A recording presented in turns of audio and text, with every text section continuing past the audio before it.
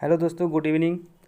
आज हम लोग देखेंगे नेट के बारे में, जानेंगे कि बहुत सारे बच्चों को नेट क्या होता है, जीआरएफ क्या होती है, इसका एग्ज़ाम कैसे लिया जाता है, कब तैयारी करनी चाहिए, कब नहीं करनी चाहिए, किस तरह के क्वेश्चन आते हैं। इससे रिगार्डिंग हम सारे इसमें फैक्ट को देखेंगे। आपके पास कोई डाउट नहीं बचेगा, सारे डाउट यहाँ से क्लियर हो जाएगी। उससे पहले आपसे निवेदन है कि चैनल पर नए हैं तो चैनल को सब्सक्राइब कर लीजिए और वीडियो को अंत तक देखिए, क्योंकि आधा अधूरा ज्ञान जो है नहीं होना चाहिए, नहीं रखना चाहिए। इसलिए वीडियो को अंत तक देखिएगा, एक एक चीज़ बताएंगे। चलिए वीडियो को शुरू करते हैं। यहाँ पे है नेट, NET, नेट। नेट का फुल फॉर्म होता है नेशनल एलिजिबिलिटी टेस्ट। ठीक है, ये क्या होता है? तो देखिए, इसमें है कि सहायक प्रोफेसर बनने के लिए यह एलिजिबिलिटी टेस्ट होता है। यानी आपको असिस्टेंट प्रोफेसर बनना है तो उसके लिए एक योग्यता के लिए टेस्ट ली जाती है जिसका नाम है नेट।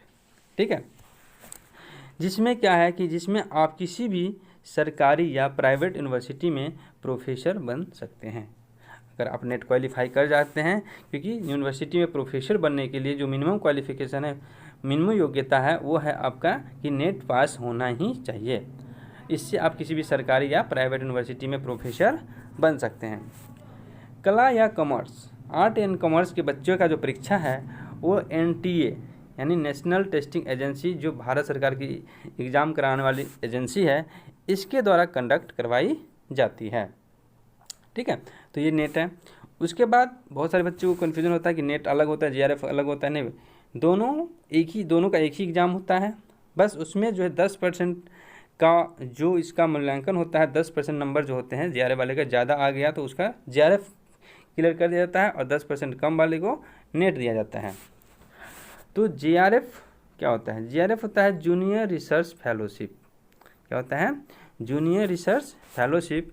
इसमें असिस्टेंट प्रोफेसर के साथ साथ फेलोशिप के लिए योग्यता हो जाता है। यानी आप जो होता है नेट का एग्ज़ाम देते हैं, नेट के एग्ज़ाम में अगर आपका अच्छा रैंकिंग आ जाता है, आप हाईएस्ट रैंक लाते हैं, टॉप करते हैं, तो उसमें जो है आपको जीआरएफ बना दिया जाता है।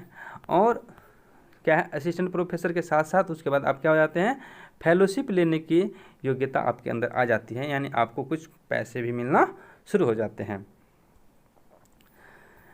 यह फेलोशिप जो है सरकारी यूनिवर्सिटी में PhD में एडमिशन लेने पर ही मिलती है। अदरवाइज अगर आप नेट या JRF निकाल भी लिए हैं, आपके सर्टिफिकेट पे JRF सर्टिफिकेट आ भी गया आपको, तो इसकी लाभ आपको कब मिलेगी? जब आप PhD में एडमिशन लेंगे। और PhD में एडमिशन लेंगे तो वो सरकारी यूनिवर्सिटी ही होना चाहिए। आप प्राइवेट से करेंगे तो नहीं होगा, प्राइवेट में ये नहीं मिलती है। इसीलिए ध्यान रखिएगा कि जो यूनिवर्सिटी में आप एडमिशन लेने जा रहे हैं वो सरकारी है या नहीं है। नेट व जीआरएफ का एक ही एग्ज़ाम होता है, इसके अलग से कोई एग्ज़ाम नहीं होता है। आप फॉर्म फिल करते समय ही वहाँ पे आपको ऑप्शन देना होता है कि आप नेट एंड जीआरएफ दोनों के लिए अप्लाई करेंगे या ओनली नेट के लिए अप्लाई करेंगे। ठीक है, फेलोशिप कैसे मिलता है? देखिए, जब आप जीआरएफ निकाल लेते हैं तो जीआरएफ का सर्टिफिकेट जो होता है 3 साल के लिए वैलिड होता है। तो जीआरएफ होने के 3 साल के अंदर किसी भी सरकारी यूनिवर्सिटी में PhD में नामांकन लेना होता है और उसे ही 5 साल तक फेलोशिप मिलती है। और यह फेलोशिप आपको हर महीने एज ए सैलरी कह लीजिए, जैसे आपको स्टाइपेंड कह लीजिए, हर महीने आपको मिलती है, जो शुरू के 3 साल तक जीआरएफ और उसके 2 साल तक SRF हो जाता है। आप शुरू के 3 साल तक जीआरएफ रहेंगे यानी जूनियर रिसर्च फेलोशिप रहेंगे, उसके 2 साल आप SRF सीनियर रिसर्च फेलोशिप हो जाएंगे और इसमें कुछ % आपका जो है स्टाइपेंड बढ़ भी जाता है, जो लगभग कुल 5 साल में लगभग 25 से 30 लाख रुपए तक आपको मिल जाता है, जो बहुत बड़ी रकम होती है। इसकी जो योग्यता है, योग्यता क्या है? तो नेट के लिए जो न्यूनतम योग्यता है वो है PG यानी मास्टर डिग्री आपका होना ही चाहिए। या फिर जो PG कर रहा अभ्यर्थी भी नेट का फॉर्म भर सकता है। यानी आप अगर PG पास है तो भी भर सकते हैं, PG कर रहे हैं तो भी भर सकते हैं। नेट के लिए जो सामान्य वर्ग के यानी जनरल कैटेगरी के जो लोग हैं, जो विद्यार्थी हैं, उनको PG में मिनिमम 55% अंक अनिवार्य होगा, मिनिमम। ठीक है, इससे कम अगर आपको मार्क है तो आप एलिजिबल नहीं हैं, इसलिए ध्यान से पढ़िएगा, MA का तैयारी कीजिएगा। अन्य के लिए 50% मार्क होना चाहिए। ठीक है। अगर आप कैटेगरी के अंदर आते हैं तो आपको 50% मार्क चाहिए, और आप जनरल कैटेगरी से आते हैं तो 55% अंक चाहिए होगा। इसकी आयु सीमा क्या है? देखिए, नेट के लिए आयु सीमा नहीं है। अगर नेट का अगर आप तैयारी कर रहे हैं तो नेट के लिए आपके पास कोई आयु सीमा नहीं है, आप जब तक चाहे फॉर्म भर सकते हैं। हाँ, लेकिन जीआरएफ अगर आपको लेना है तो जीआरएफ के लिए आपका एज लिमिट है। जैसे ओबीसी, एससी, एसटी के लिए 35 साल है। जनरल में जो मेल होते हैं, मेल के लिए 30 साल है, ठीक है, पुरुष के लिए। और सभी महिला के लिए जो है वो 35 साल है। महिला चाहे कोई भी कैटेगरी से हो, चाहे जनरल हो, चाहे ओबीसी हो, चाहे एससी हो, चाहे एसटी हो, उसको 35 साल तक वो फॉर्म भर सकती है जीआरएफ के लिए।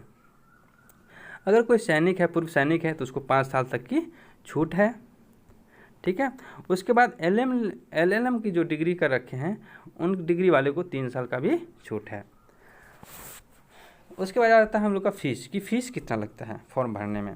देखिए, तो जो जनरल वर्ग है उनको 1000 रुपये लगता है फॉर्म भरने में, ओबीसी वाले को 500 रुपये लगते हैं, और एससी, एसटी, पीडब्ल्यू के अंदर जो आते हैं उनको 250 रुपये लगते हैं, ठीक है। नेट का एग्ज़ाम साल में 2 बार होता है। इसकी जो फॉर्म होती है जून और दिसंबर महीने में आती है। अब हम लोग परीक्षा पैटर्न पे बात करेंगे, एग्ज़ाम पैटर्न कैसे ली जाती है।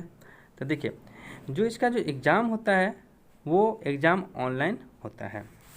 सभी प्रश्न इसके अंदर ऑब्जेक्टिव होते हैं, और हिंदी इंग्लिश दोनों भाषा में प्रश्न पत्र रहता है। 2 प्रश्न पत्र का परीक्षा होता है, पेपर 1 और पेपर 2 करके।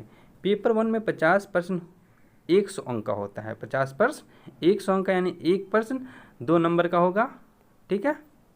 तो इस हिसाब से 50 क्वेश्चन हो गया तो 100 नंबर का हो गया आपका, जो सभी विषयों के लिए अनिवार्य होता है। यानी पेपर 1 जो होते हैं सभी विषय वालों के लिए कॉमन सब्जेक्ट होता है, आपको देना ही है। उसके बाद जो पेपर 2 होता है, पेपर 2 100 प्रश्न होता है, 200 अंक का, यानी इसका भी एक क्वेश्चन 2 नंबर का होता है, ठीक है। और यह आप जिस विषय में से पीजी किए हैं वही विषय का प्रश्न रहता है, ठीक है। जो एग्ज़ाम में जो समय मिलता है वो मिलता है आपको 3 घंटे का समय रहता है, और अभी तक इसमें जो है कोई नेगेटिव अंक निर्धारित नहीं है। इसलिए आप घबराइएगा नहीं कि अगर हम गलती बना के भी आएंगे तो क्या मेरा नंबर कट जाएगा, तो नहीं, नेगेटिव अंक इसमें नहीं है। इसमें जो न्यूनतम पासिंग मार्क होता है वो जनरल वाले को दोनों पेपर मिला करके कम से कम 40% नंबर पासिंग मार्क है, और अदर वाले को एससी, एसटी, ओबीसी वाले को 35% नंबर लाना होता है। तो इस तरह से आपका नेट के लिए सारे कन्फ्यूजन दूर हो गया। आपको जानकारी कैसी लगी कमेंट करके बताइएगा, और वीडियो को लाइक, सब्सक्राइब, चैनल को सब्सक्राइब ज़रूर कीजिएगा। धन्यवाद।